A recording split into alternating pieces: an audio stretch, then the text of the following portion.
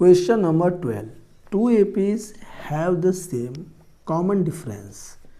The difference between their 100th term is 100. What is the difference between their 1000th terms? तो इसका अर्थ है दो समांतर श्रेणियों का सार्व अंतर समान है यदि इनके 100वें पदों का अंतर 100 है तो इनके 1000वें पदों का अंतर क्या होगा?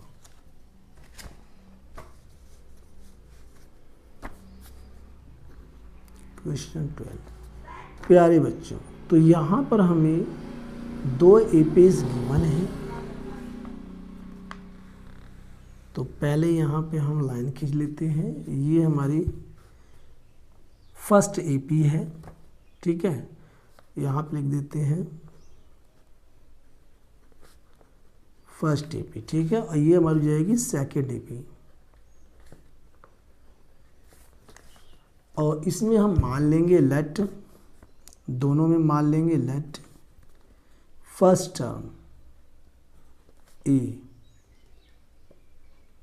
इसमें हम मान लेंगे फर्स्ट टर्म A1 और इसमें हम मान लेंगे फर्स्ट टर्म A2। और यहाँ पे इसका कॉमन डिफरेंस हो जाएगा D1 और इसका कॉमन डिफरेंस हो जाएगा D2। अब यहाँ पे ये कहा है इसके आगे 100वें पदों का अंतर 100 है, तो इसका 100वां पद निकाल लेंगे हम। an is equal to a plus n minus 1DC, और इसका भी यही फार्मूला सेम लगेगा। an is equal to a plus n minus 1DC। तो यहाँ पर ये कहा गया 100 टर्म, तो A100 इज इक्वल टू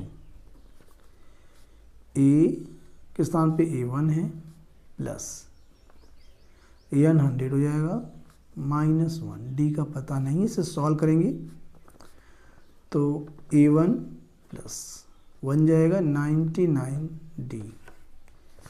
और यहाँ पे हो गया 100वां पद इस एपी का, ये जो फर्स्ट एपी है इसका 100 टर्म, ये हमारा ये।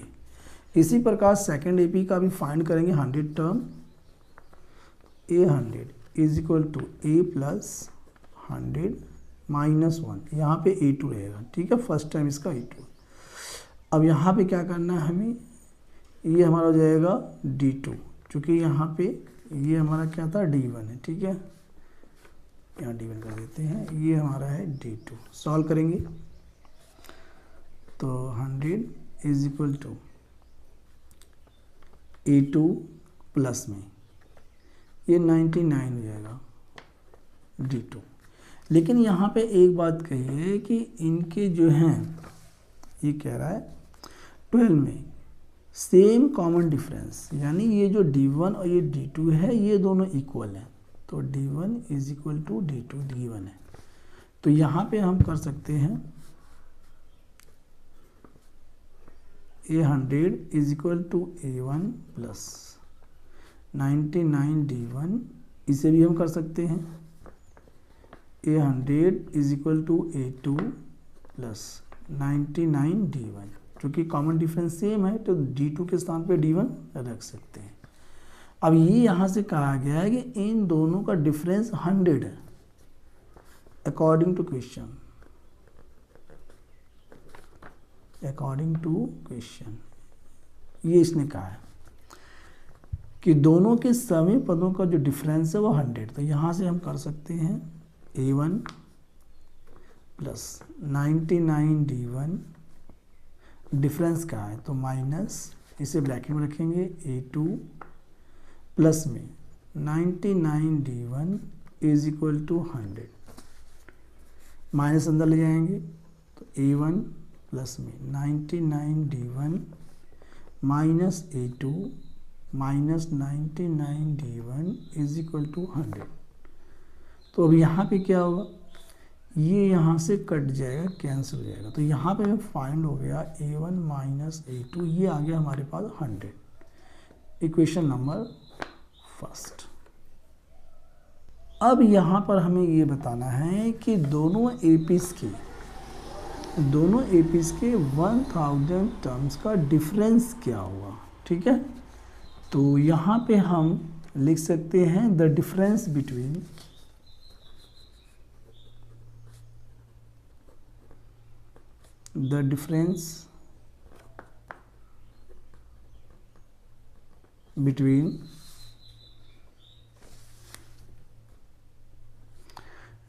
between the year 1000th term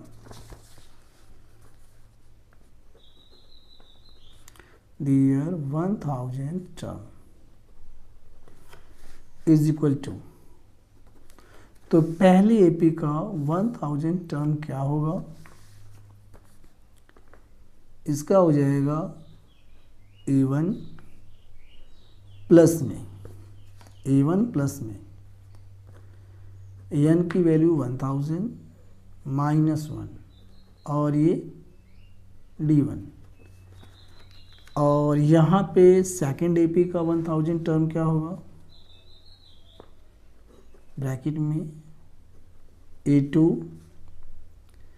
plus 1000 minus 1 D2, solve करेंगे इसे, is equal to A1 plus ये हो जाएगा, माइनस करेंगे तो 999 D1 माइनस, यहाँ से हो जाएगा A2 प्लस 999 D2, माइनस को अंदर ले जाएंगे ब्रैकेट के अंदर तो आएगा A1 प्लस में 999 D1 minus A2 minus 99 D2। चूँकि हम जानते हैं कि D1 is equal to D2, common difference दोनों के सेम है, तो यहाँ D1 कर सकते हैं, लिख सकते हैं since D1 is equal to D2, और यहाँ ब्रैकेट में लिख सकते हैं गिवन। अब इसके आगे